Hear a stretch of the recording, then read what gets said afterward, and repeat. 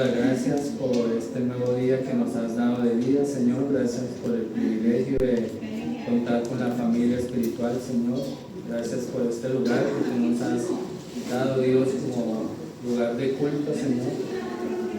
Te pedimos que traigas a la familia, Señor, los que aún faltan por llegar, Señor, que lleguen en paz y que todos vengan con alegría y disponiendo su corazón a recibir tu mensaje, Dios. Venimos también a adorarte, a alabarte y a recibir alimento espiritual, Señor, que es lo que necesitamos nosotros, tus hijos, Dios. Te damos las gracias, Padre, siempre, en el nombre de tu Hijo Jesús. Amén. Amén. Quería compartirles una pequeña reflexión. Si me pueden acompañar, es un texto muy conocido en Juan 3:16.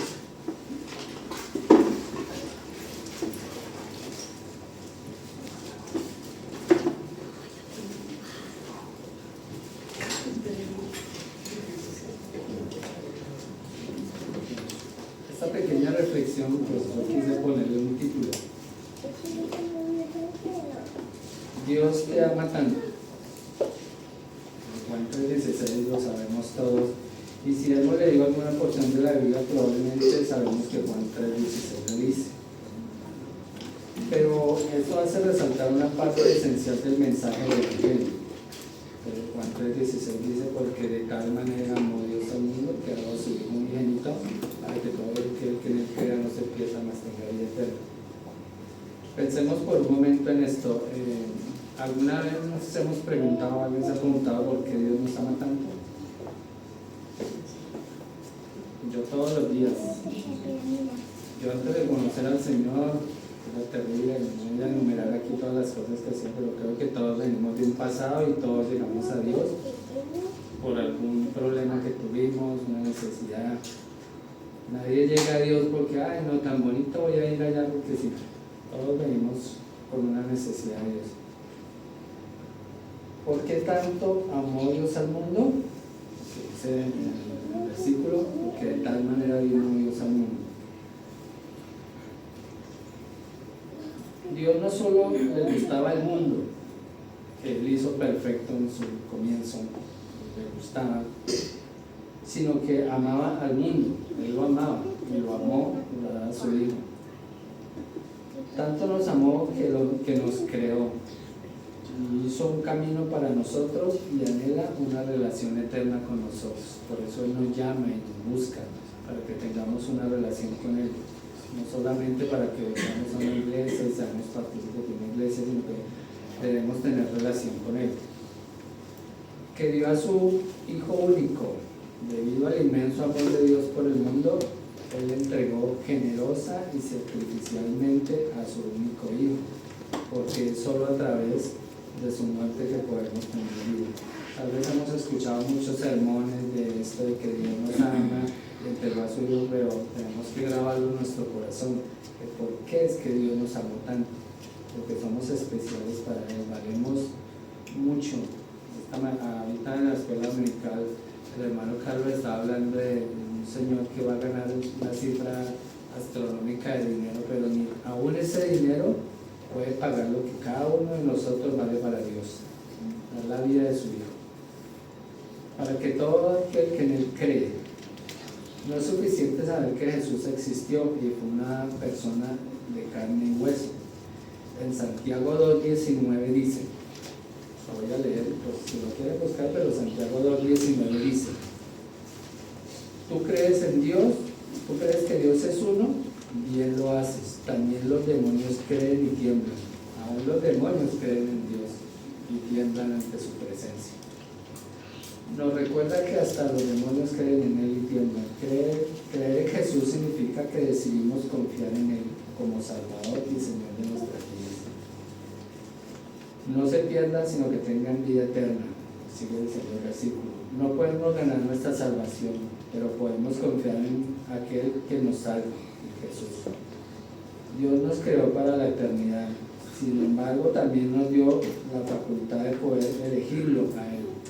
Hay gente que lo puede elegir a Él, como no, gente que no quiere saber nada de Él, que le predican en las calles. ¿Tú crees en Dios? Mucha gente dice, no, soy ateo. Él nos dio la libertad de elegirlo. La eternidad no es para un futuro lejano, sino que está en acción en este preciso momento. Amén.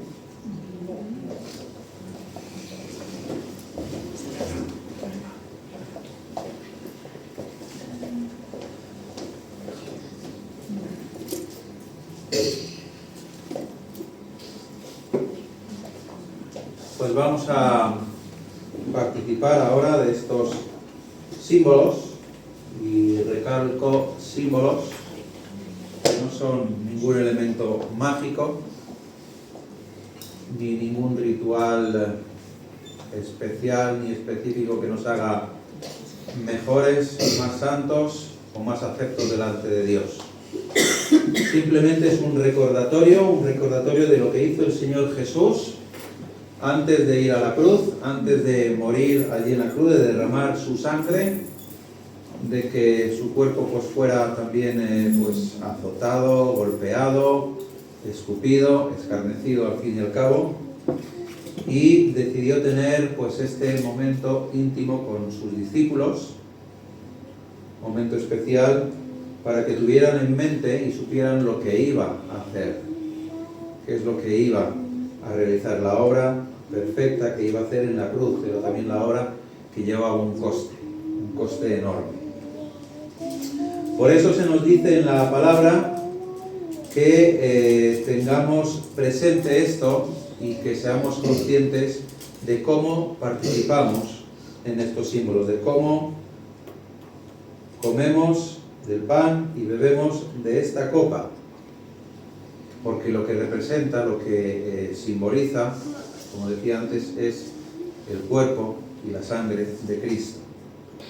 No que nos estemos comiendo el cuerpo de Cristo, ni nos estemos bebiendo su sangre, sino que simbolizan el cuerpo y la sangre de Cristo. Y por eso que también recordamos y hacemos hincapié en que solamente aquellos y aquellas que han creído en el Señor Jesús como su único Señor y Salvador, que han dado también el testimonio de fe de pasar por las aguas del bautismo y están en comunión con su iglesia y con el Señor, con la iglesia y con el Señor, son aquellos que pueden participar de estos símbolos, porque dice la Escritura: de manera que cualquiera que comiere este pan o bebiere esta copa del Señor indignamente será culpado del cuerpo y de la sangre del Señor. Por lo tanto, pruébese cada uno a sí mismo y coma así del pan y beba de la copa, porque el que come y bebe indignamente sin discernir el cuerpo del Señor, juicio come y bebe para sí, por lo cual hay muchos enfermos y debilitados entre vosotros y muchos duermen. Es una advertencia seria, que no nos podemos tomar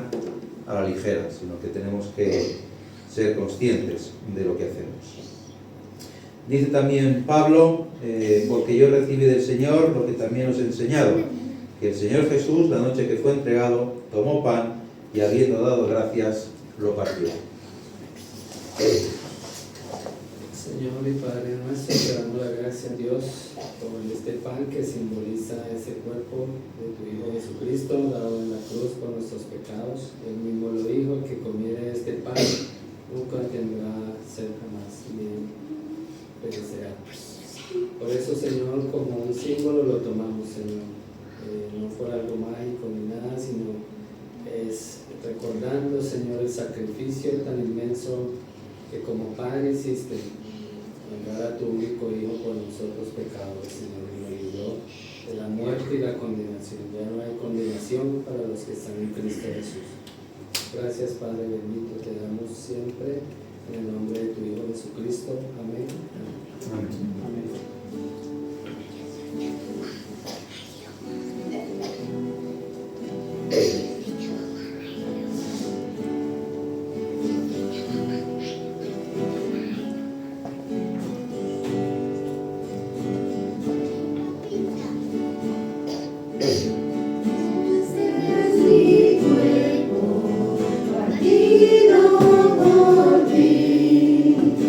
Trae salvación.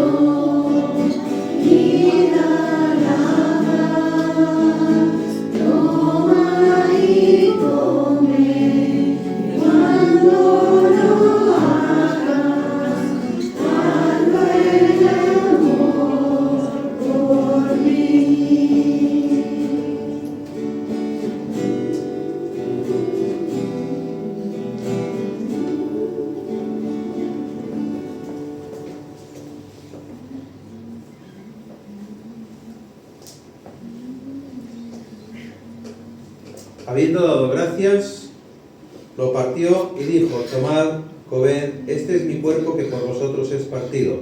Haced esto en memoria de mí.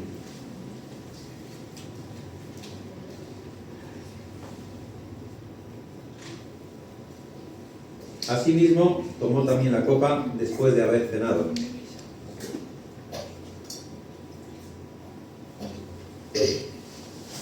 Señor, te damos gracias, Señor, gracias por ese gran amor que mostraste en aquella cruz, Señor, gracias por derramar tu sangre para pagar el precio de nuestros pecados, Señor, y a través de ese sacrificio darnos esa libertad, Señor, la libertad del pecado y de la muerte, Señor. Te damos gracias porque tu amor es inmenso, Señor, y aunque no podamos comprenderlo, tú nos has demostrado para sacrificarte y ocupar nuestro lugar, Señor. Queremos pedirte que nos ayudes a recordar ese amor que tú tienes para con nosotros todos los días de nuestra vida, y que podamos recordar todos los días lo que tú has hecho por cada uno de nosotros.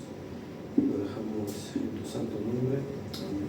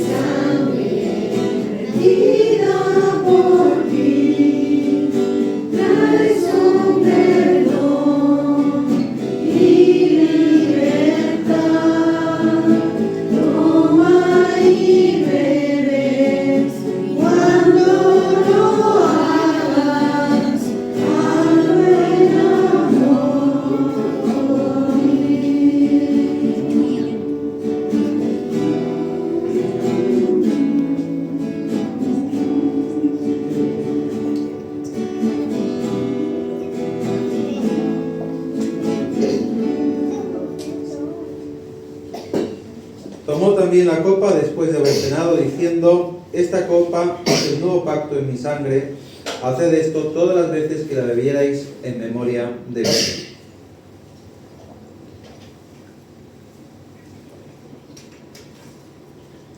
Así pues, todas las veces que comierais este pan y bebierais esta copa, la muerte del Señor anunciáis hasta que Él venga.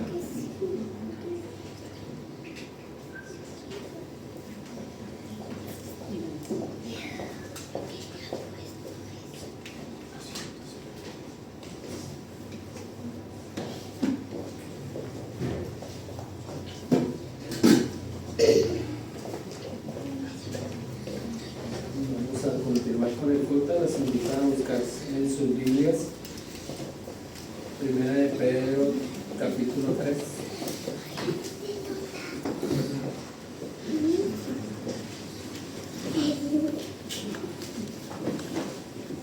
Vamos a leer desde el versículo 13 al 18. Primera de Pedro 3, versículo 13 al 18.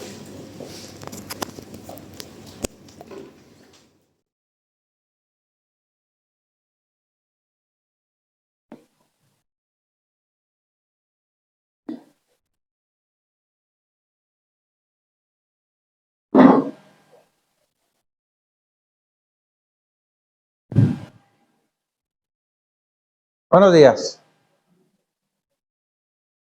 ¿Qué tal? ¿Todo bien?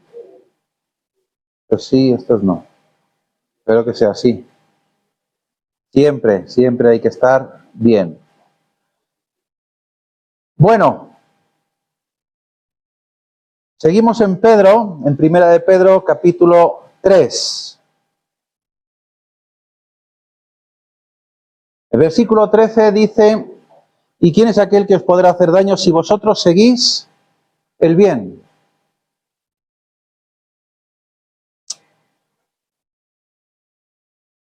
Y el versículo 16 dice: teniendo buena conciencia, para que en lo que murmuran de vosotros como de malhechores sean avergonzados los que calumnian vuestra buena conducta en Cristo.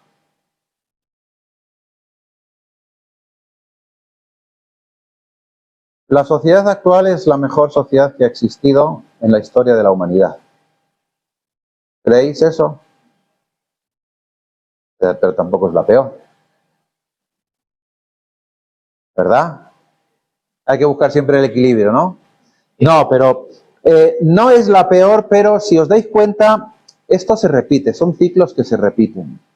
O sea, no hay nada nuevo bajo el sol, dice Salomón en Eclesiastés. Pero vivimos días en el que hacer el bien no es siempre apreciado, ¿verdad?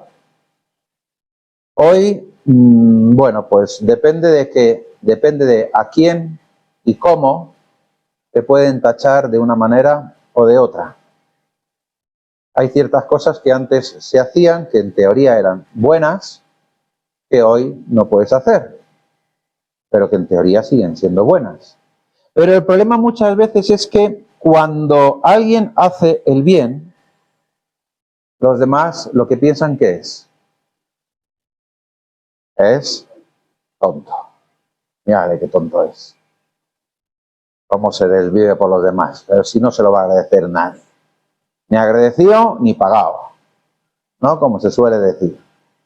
Y es verdad, y es que incluso hay veces que el propio cristiano, nosotros mismos, somos mal interpretados, somos ridiculizados o somos juzgados injustamente por hacer el bien.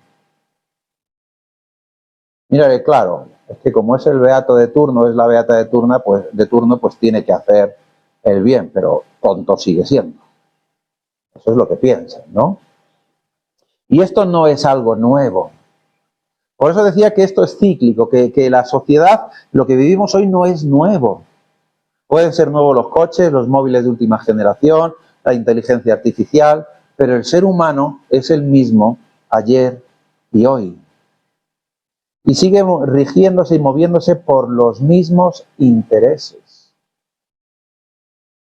De hecho, fijaros que Pedro está escribiendo a creyentes que no eran héroes ninguno, que no eran superhéroes, al revés, que estaban sufriendo, personas comunes y corrientes, igual que nosotros, que sufrían y sufrían presiones sociales, sufrían presiones laborales y sufrían presiones familiares. ¿Os suena de algo? ¿No sufrimos hoy lo mismo? No nos presionan en el trabajo muchas veces diciendo, claro, tú como eres lo que eres, pues a ver, pues así eres, ¿no? O incluso nuestra familia, aquellos que no son creyentes, claro, porque vosotros, porque tú, porque esto, y la sociedad en general. De hecho, hace poco, no sé si visteis que hace poco salió una noticia en televisión española, pues hablando de ¿cómo decía? El terrible auge de las iglesias evangélicas. Terrible. Y somos unos santitos, ¿no? ¿Cómo va a ser terrible? Pero así nos tratan. Engloban a todos en el mismo saco. Y al final, pues sufrimos persecución por causa de la sociedad. Lo hemos visto en el 50 aniversario, ¿no? No voy a dar detalles, pero lo hemos visto en el 50 aniversario. Cómo, pues, ¿quién ha acudido a los actos del 50 aniversario? En el 80% de las personas eran de la casa. Ha habido gente de fuera, sí, pero no hemos tenido ayuda por parte de autoridades. ¿Y sabéis por qué? Una de las razones es porque no les interesaba. Y esto lo sufrían también las personas, los creyentes a quien Pablo escribieron. No eran mártires todavía, ¿no? Nosotros tampoco somos mártires, pero sí vivían pequeños martirios diarios. Sufrían diariamente comentarios, burlas, sospechas, rechazos y todo lo que os podáis imaginar. Y Pedro le responde con dos preguntas fundamentales en estos versículos. La primera, ¿cómo debe vivir el cristiano cuando es tratado injustamente?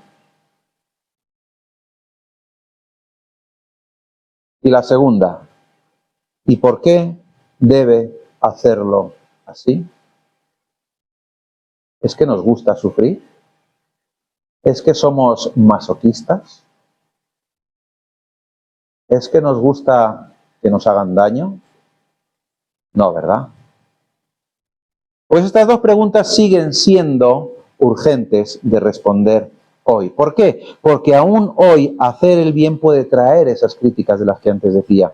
Puede traer burlas en lugar de aplausos. Puede traer rechazo en lugar de aceptación. Pero también puede convertirse en la plataforma, en el atril, en el púlpito desde el cual Cristo brilla con más fuerza. Y eso debe de ser así. Ahora, ¿cómo enfrentar la injusticia? ¿Cómo lo hacemos? ¿Cómo debe vivir el cristiano? Esa primera pregunta que hace Pedro, o que Pedro hace ahí, pues, digamos, en esos títulos subliminales, ¿no? Pues muy fácil, dice, teniendo, ¿cómo? Versículo 16.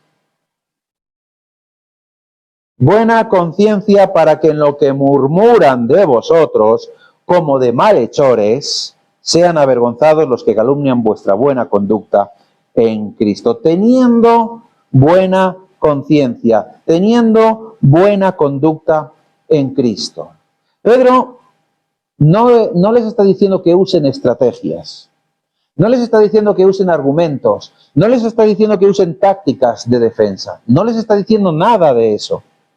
Empieza por dentro del ser humano. Tener buena conciencia.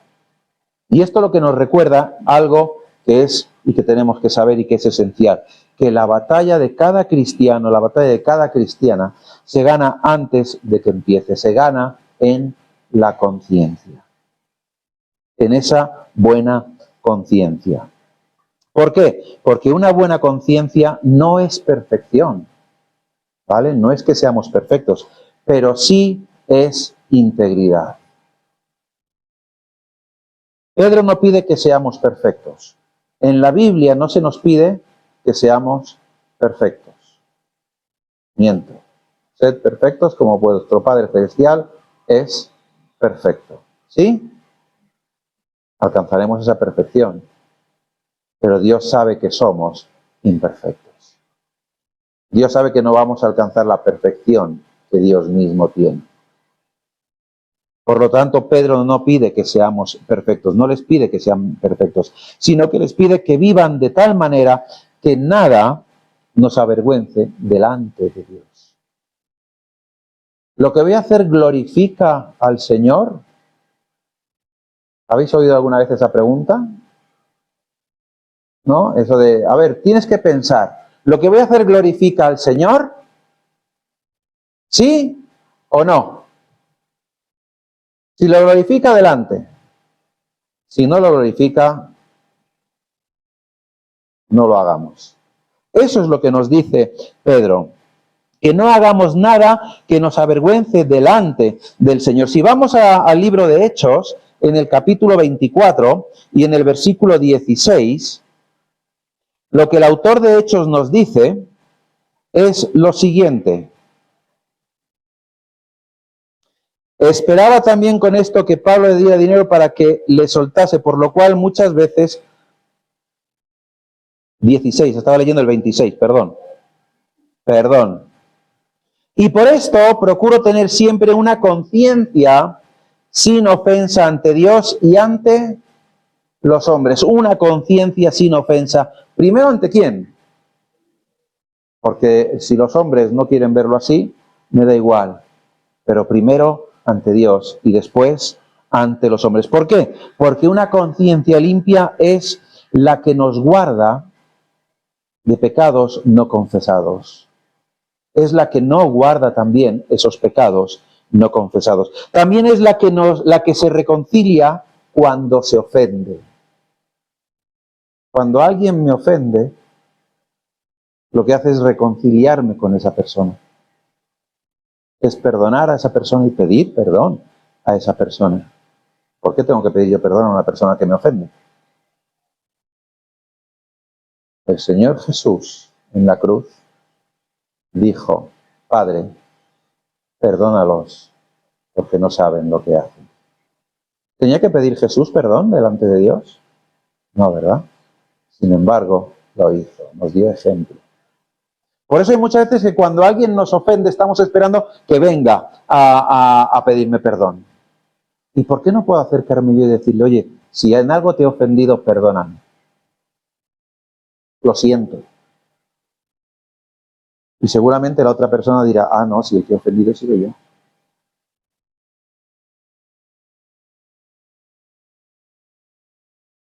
Hombre, ¿se trata de eso, no? ¿O no se trata de eso?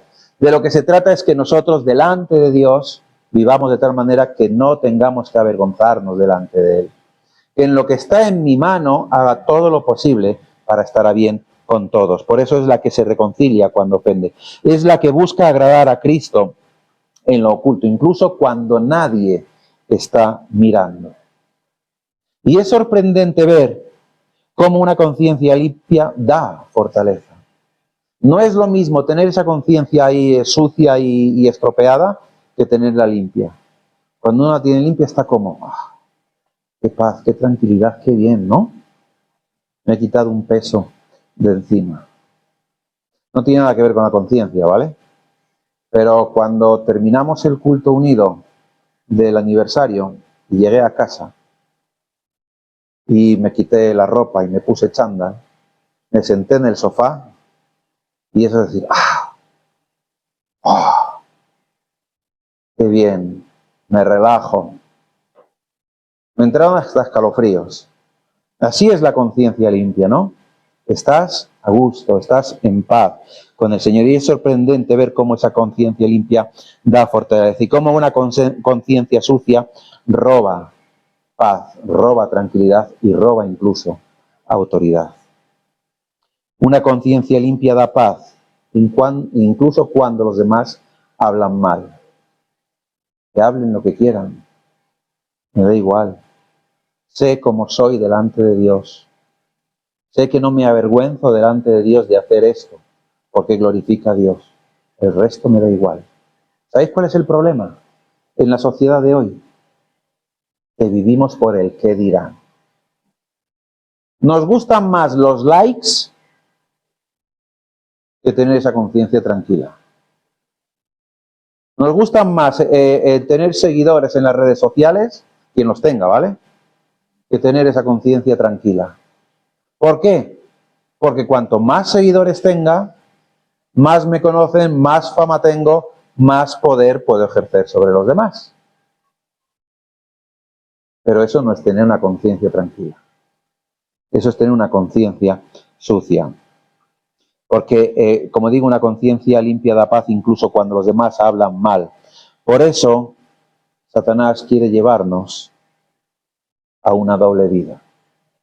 A por un lado decir, bueno, tengo la conciencia tranquila delante de todo el mundo, delante de la iglesia, delante de los hermanos, pero luego vivo como me da la gana, como me apetece, sin tener en cuenta nada ni nadie. ¿Por qué? Porque Satanás sabe que una conciencia sucia nos hace más débiles.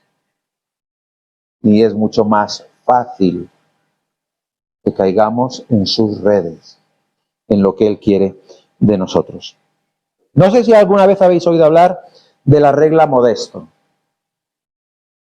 o la regla de Billy Graham. ¿Todos sabemos quién es Billy Graham o quién fue Billy Graham? Sí, ¿verdad? Vale. Bueno, pues la regla de Billy Graham, o la regla Modesto, se refiere a la política establecida por el evangelista y su equipo en 1948, conocida como el Manifiesto de Modesto. Modesto era una ciudad, ¿vale?, de California. Incluía, entre otras cosas, el compromiso de nunca estar a solas con una mujer que no fuera su esposa. El propósito era proteger la integridad sexual y la reputación de los líderes religiosos frente a posibles acusaciones de inmoralidad o acoso. Esta regla nació en el 48 en Modesto, California, cuando Billy Graham y otros evangelistas crearon el Manifiesto de Modesto con un código de conducta para protegerse de acusaciones financieras, sexuales y de poder infundadas. ¿Cuál era el propósito? Pues el propósito principal era evitar la tentación y la apariencia de inmoralidad, preservando la pureza y la reputación de los líderes del ministerio. El manifiesto completo incluía otras reglas como la transparencia financiera, la honestidad en los informes del ministerio y la cooperación con las iglesias locales. Y Billy Graham decidió muy joven no permanecer nunca a solas con una mujer que no fuera su esposa, no porque desconfiara, sino para evitar la mera apariencia de mal. Y esta decisión, que más tarde, pues, como digo, se llamaría esa regla de Modesto, le salvó de escándalos, rumores y distracciones, y le dio una reputación intachable. La sociedad, entonces, y hoy, no siempre entendió su decisión. ¿Por qué? Porque esta regla se hizo ampliamente conocida y adoptada por muchos ministros, pero con el tiempo algunos han criticado la regla por considerarla sexista y por fomentar la desconfianza entre hombres y mujeres. Pero lo que ocurrió es que el mundo, la sociedad, no siempre entendió su decisión, pero tampoco pudo acusarlo jamás. ¿Por qué? Porque una conciencia limpia desarma acusaciones antes de que aparezcan. A lo mejor no es la regla más o la mejor del mundo, pero es algo que él usó para evitar esas tentaciones y para evitar el ser avergonzado delante de Dios. Y Pedro lo que nos dice es que debemos de vivir con esa conciencia, teniendo buena conciencia para que en lo que murmuran de vosotros como de malhechores sean avergonzados los que calumnian vuestra buena conducta en Cristo. Ahora, ¿cuál es el propósito de esto? El propósito de esto no es ganar debates. El propósito de esto no es ser más elocuente que el otro, no es tener más argumentos que la otra persona, sino el propósito es desmontar acusaciones a través de mi forma de vivir. En forma de vivir en Cristo. Dice Pedro, sean avergonzados los que calumnian. Pedro no está diciendo tenéis que ganar el debate. Pedro no está diciendo tenéis que ganar la discusión.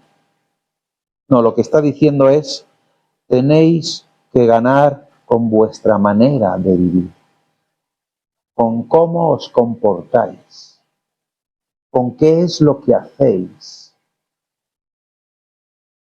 Porque yo puedo ser muy elocuente y puedo venderle un frigorífico a un esquimal, pero eso no me va a hacer ganar debates delante de aquellos que piensan mal de mí. Porque pueden decir, sí, tiene muy buenas palabras, pero ojito el comportamiento que tienes. Eso es lo que van a ver. Y eso es lo que todo el mundo se fija. Yo quiero ir a la iglesia donde se reúne fulanito de tal, porque estoy viendo que esa persona, pues oye, se comporta en condiciones, hace las cosas bien y quiero tener lo que tiene. Pero de repente un día le ve que hace cualquier otra historia que pues por circunstancia lo que sea, hace algo indebido y ¿sabéis lo primero que piensa? No con que es cristiano, no con que cree en Dios, no con que tan bueno que le tenía. ¿Para qué voy a ir a la iglesia? ¿Para qué voy a conocer yo al Señor? ¿Para ser como Él? En eso es en lo que se van a fijar.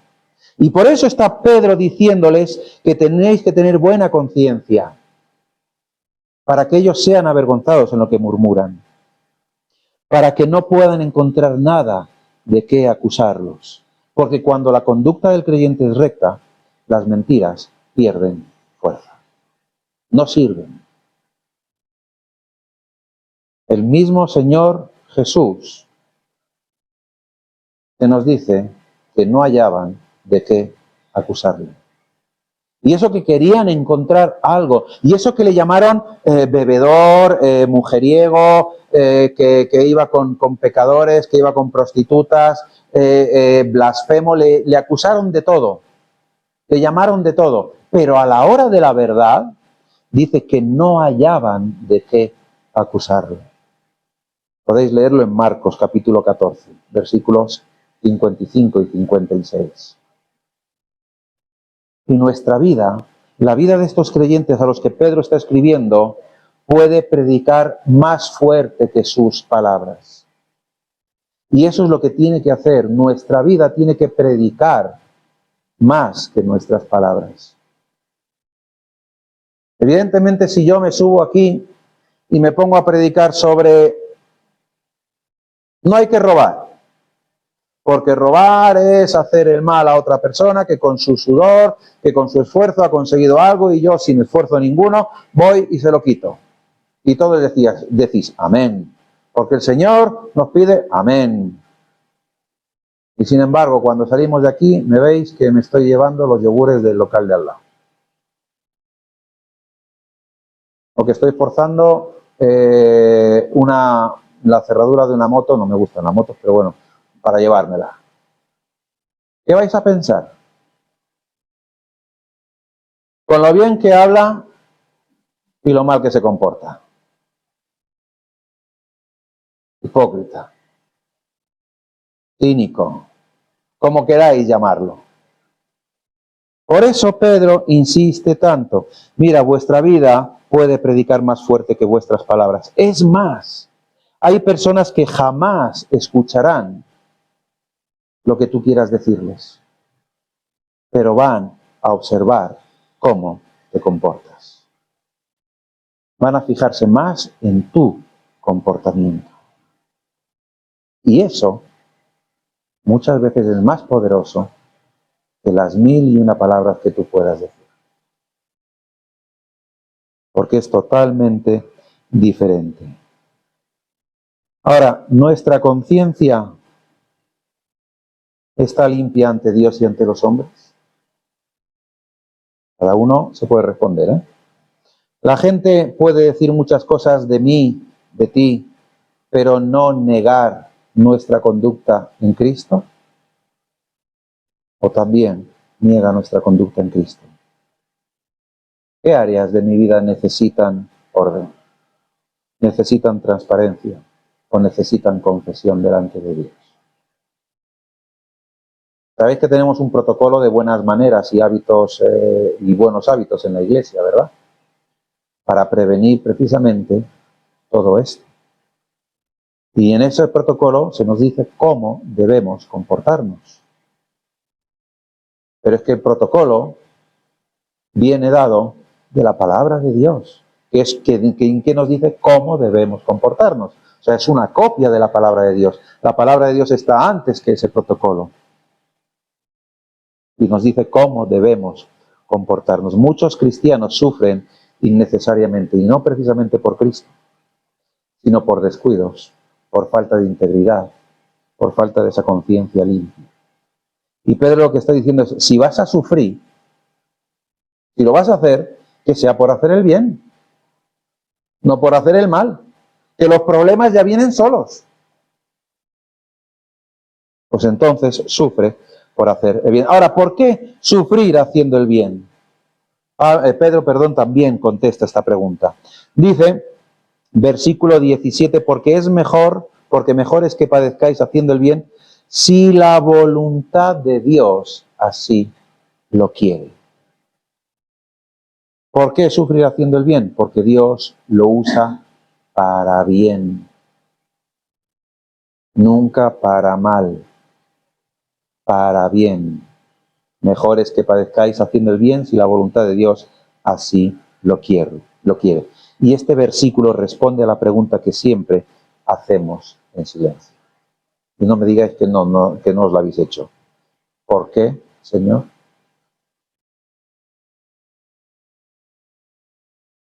¿Por qué, Señor? Pues precisamente porque la voluntad de Dios así lo quiere. Pablo dice, le he pedido hasta 3 veces que quite este aguijón de mi carne. Y el Señor me ha respondido, bástate mi gracia. Ya está. No hay nada más. ¿Por qué sufrir haciendo el bien? Porque Dios lo usa para bien, porque es la voluntad de Dios. ¿Por qué? Porque el sufrimiento no es un accidente.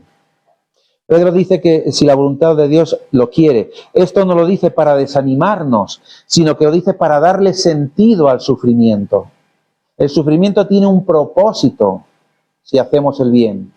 y es para la gloria de Dios. ¿Por qué? Porque nuestro dolor no es inútil. Hay muchas veces que decimos, ¿por qué sufro haciendo el bien? ¿Para qué sirve? Pues sirve porque aquella persona que de repente entra en la iglesia, un día vio cómo te comportabas ante el sufrimiento y dijo, quiero también estar con el Dios con el que está esa persona. Porque tu comportamiento, como decía antes, da mucho más sentido a todo antes que tus palabras. El dolor no es inútil, Dios es soberano incluso cuando no lo entendemos. Romanos capítulo 8, versículo 28. Pablo tiene que decirlo también.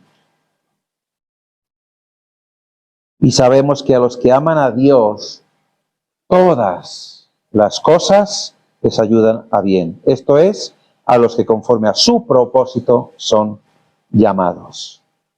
Dios no solo ve nuestro sufrimiento, Dios no solo veía los sufrimientos de estos creyentes a quien Pedro escribe, sino que Dios dirige, Dios limita y Dios usa ese sufrimiento para un bien mayor.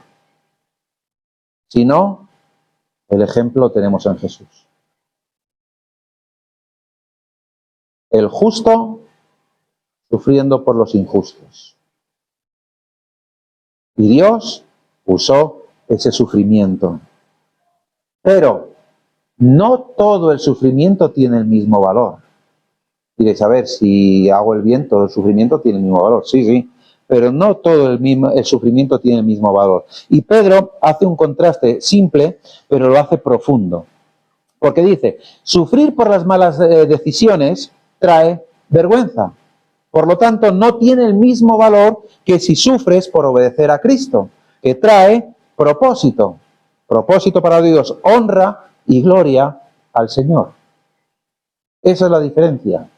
Si sufres por malas decisiones, no tiene el mismo valor que si sufres por Cristo. ¿Qué dice Jesús en las bienaventuranzas? Bienaventurados si sois perseguidos por mi causa, ¿verdad? Si sufrís padecimiento, por mi causa. Sois bienaventurados, pero si sufrís por vuestras malas decisiones, no sois bienaventurados. Porque eso significa que no estabais en la voluntad de Dios, que no estabais haciendo lo que Dios quería hacer. Porque no todas las lágrimas pesan igual. Las lágrimas por obediencia al Señor traen bendición. Bienaventurados si sufrís persecución por mi causa.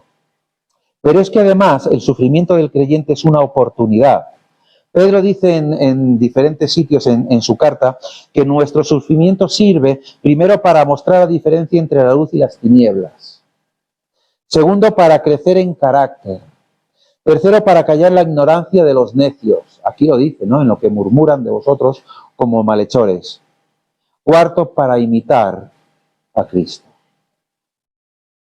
Porque dice, porque también Cristo padeció una vez por los pecados, el justo por los injustos. Y nos dice, ahí tenéis el ejemplo. Si sufres por hacer el bien, estás caminando en los pasos correctos, está diciendo Pedro. Porque estás caminando en el Señor y estás siguiendo el ejemplo de Cristo. Porque Cristo es el modelo supremo a seguir. Porque Cristo es quien sufrió por nosotros. Porque Él también padeció una vez por los pecados. Y aquí Pedro llega al corazón del mensaje. Dice, toda vuestra manera de vivir, toda esa buena conciencia, todo ese avergonzar a esos que os calumnian en vuestra conducta en Cristo, todo eso que vais a pasar, todo eso que padezcáis por hacer el bien porque es propósito de Dios, todo eso es el corazón del Evangelio, porque es seguir el ejemplo de Cristo.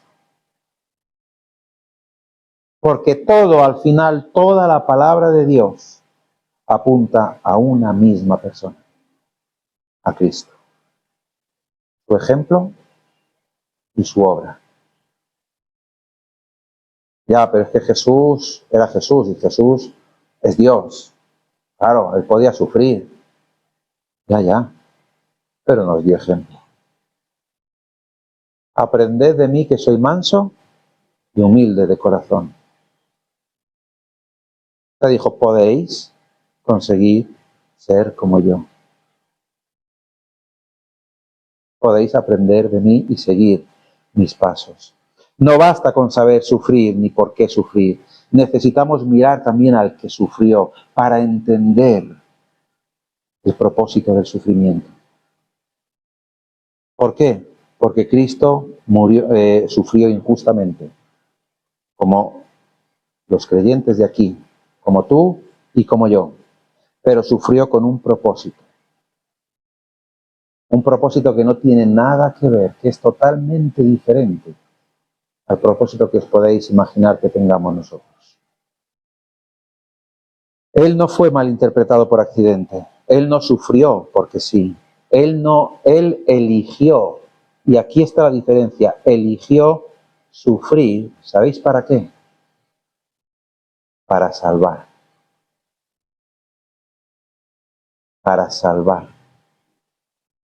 para recuperar aquello que se había perdido, aquello que era de Dios. El sufrimiento de Cristo da valor al sufrimiento de los creyentes. Y eso es lo que aquí Pedro les está diciendo. Cristo padeció una vez, el justo por los injustos. Él llevó nuestros pecados. ¿Por qué? Porque Cristo santifica la experiencia del dolor del cristiano. Porque Él ya ha pasado por eso. Si hacen esto con la rama verde, dice Jesús, ¿no? O con la rama seca, ¿qué no harán con la verde? Tened en cuenta que si a vosotros os rechazan, a mí me rechazaron primero. Que si a vosotros os persiguen, a mí me persiguieron el primero. Que si a vosotros os escarnian, a mí me escarnecieron el primero. Así que soy ejemplo para vosotros. El justo por los injustos. Y este contraste es precioso, que un justo sufra por los injustos. Es precioso. ¿Qué dice el Señor Jesús? No hay mayor amor que este, que uno ponga la vida por sus amigos. El Señor no nos está pidiendo que lleguemos a ese límite, porque sabe cuál es nuestro límite, pero sí nos está diciendo que seamos capaces de sufrir por hacer el bien. Y el contraste es precioso. Él, el justo. Nosotros, los injustos.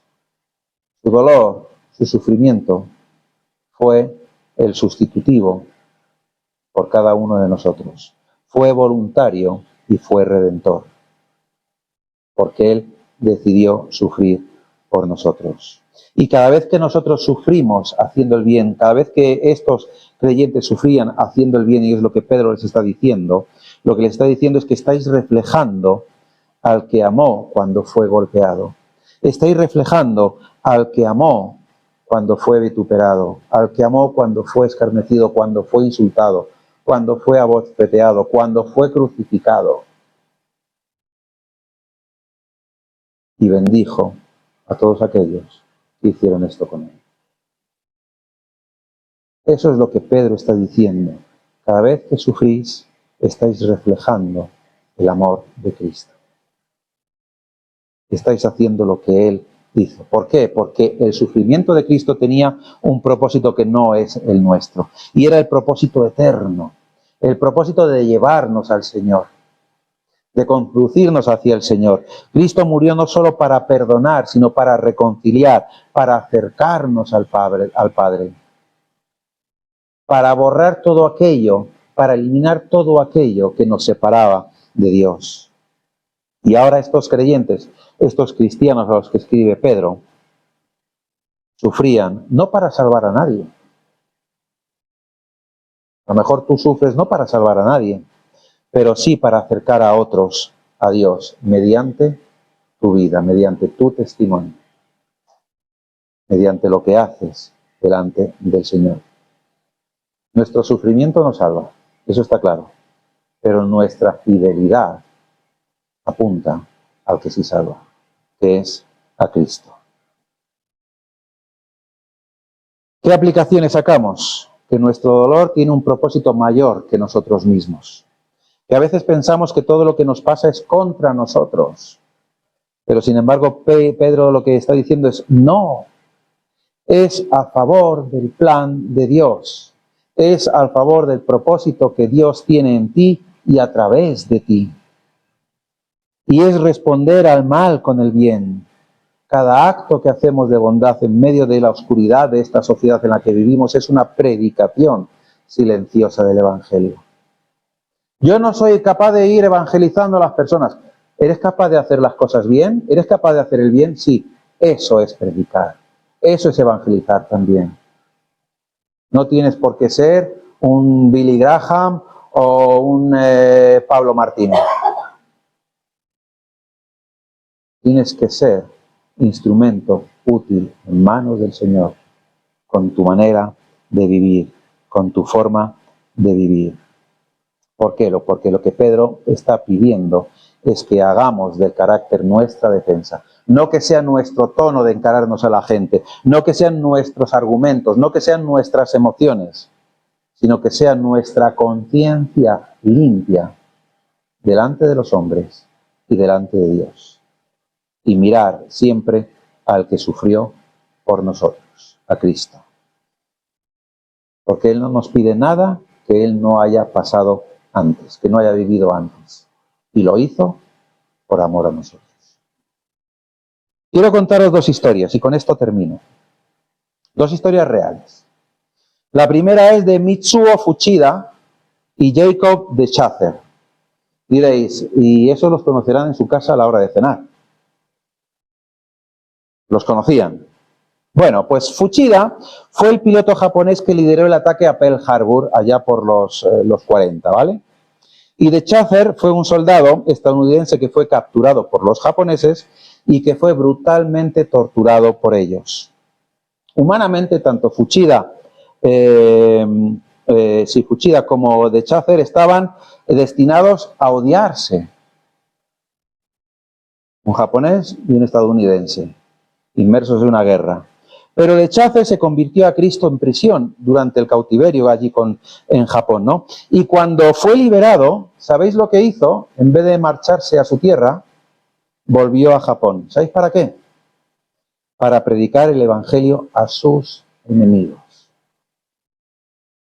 Y Fuchida escuchó su testimonio y al ver su conducta, su perdón y su paz, terminó entregando su vida a Cristo.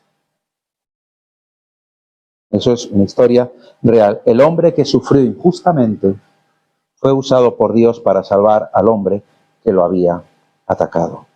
Y así es como obra Dios cuando uno sufre haciendo el bien. Lo utiliza para su gloria. Ahora, la otra historia que os quiero contar es la historia de una abuela que oró por su nieto que era policía. ¿Vale? Allí en México, en una ciudad de México, esta mujer oró por años por su nieto que era policía.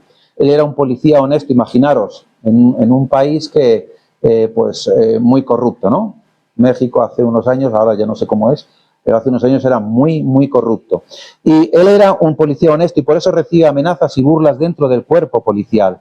Y ella le decía a su nieto, dice, hijo, tú sé luz donde Cristo te puso y que tu conciencia esté limpia. Bueno, pues este policía murió protegiendo a una familia durante un asalto. Sus compañeros confesaron en el funeral, diciendo, nos burlábamos de él, ahora nos avergonzamos. ¿Por qué? Porque él era el único que vivía como hablaba. Y la abuela dijo ese día, no entiendo por qué Dios permitió esto, pero sé que mi nieto murió haciendo el bien, y eso predicó más fuerte que muchas palabras. Dos historias reales, que pueden ser también nuestras historias, que puede ser también nuestra manera de vivir delante del Señor y delante de los hombres. ¿Por qué? Porque nuestros sufrimientos pueden ser y deben ser el púlpito desde donde Cristo se predica. Nuestro sufrimiento haciendo el bien. Pedro nos enseña cómo con una conciencia limpia y una conducta que glorifica a Cristo avergonzamos a aquellos que nos insultan sin motivo ninguno. Nos enseña por qué Dios lo usa para su honra y para su gloria. Y porque además eso hace que nuestro sufrimiento sea fructífero. Y además nos enseña también el ejemplo de Cristo mismo que sufrió injustamente para llevarnos al Padre, para llevarnos a Dios. Y cuando sufrimos haciendo el bien, no estamos perdiendo. No nos equivoquemos, no perdemos. No se están riendo de nosotros. No están pensando qué tonto o qué tonta eres. No, no. Estamos predicando a Cristo. Estamos sembrando. Estamos imitando al Maestro. Y seguramente puede que no veamos el fruto. Pero es que estamos llamados a sembrar a través de nuestra conducta en el Señor, con una conciencia limpia delante de Dios y delante de los hombres. Amén.